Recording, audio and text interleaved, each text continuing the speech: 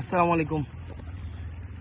কর্তৃপক্ষের দৃষ্টি আকর্ষণ করছি, বিশেষ করে বাংলাদেশের নতুন সরকার জনাব তারেক রহমানের প্রতি দৃষ্টি আকর্ষণ করছি এবং হাটাজারির আমাদের পাবত্রয় মন্ত্রণালয়ের প্রতিমন্ত্রী, আমাদের সবারই নেতা ব্যারিস্টার মীর মোহাম্মদ হেলাল ভাইয়ের দৃষ্টি আকর্ষণ করছি।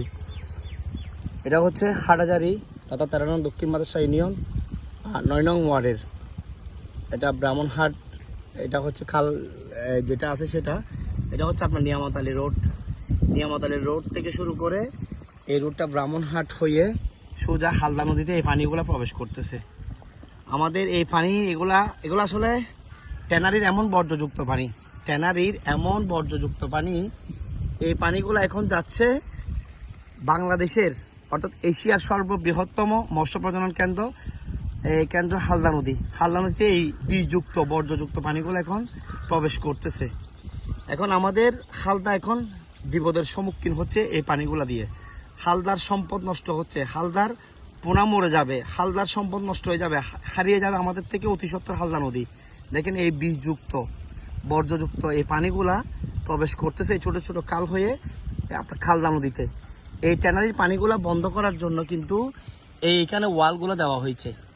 এই ওয়ালগুলো দেওয়ার কারণ হচ্ছে ট্যানারির পানিগুলা বন্ধ করার জন্য, যাতে এই পানিগুলো বর্জ্যযুক্ত বিষযুক্ত পানিগুলো বন্ধ হয়। এখানে ছোট ছোট আপনার খালো, যাতে এই মাছের পোনা যাতে এখানে মাছে যাতে ডিম দিতে পারে বর্ষার মৌসুমে। কিন্তু এখন দেখেন যে কাজের জন্য এই ওয়ালগুলো দেওয়া হয়েছে, এই ওয়ালের তো কোনো কাজই হয় নাই।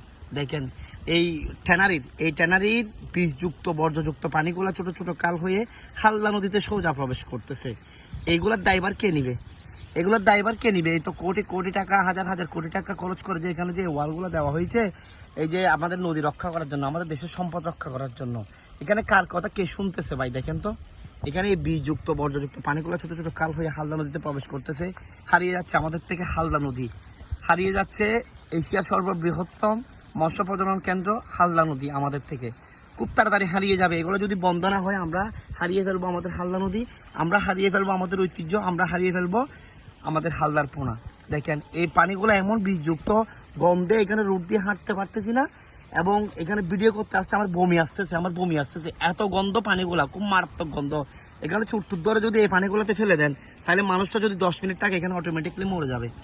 এই দেখেন, এটা হচ্ছে ব্রাহ্মণহাট যে খালটা আছে সেটা, এই যে ব্রাহ্মণহাট হয়ে এটা আপনার এই যে আমাদের হালদা নদীতে এই পানিগুলো প্রবেশ করতেছে। দেখেন ট্যানারি বর্জ্যযুক্ত পানি।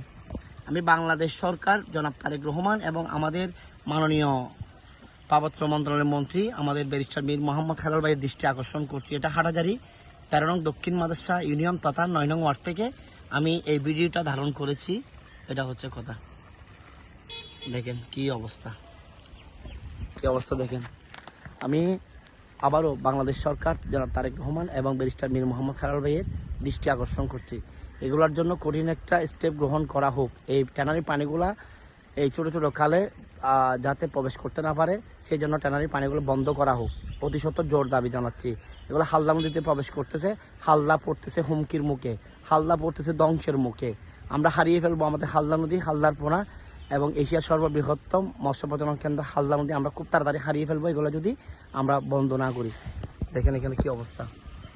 ঠিক আছে, ভিডিওটা শেয়ার করুন। আসসালামু আলাইকুম।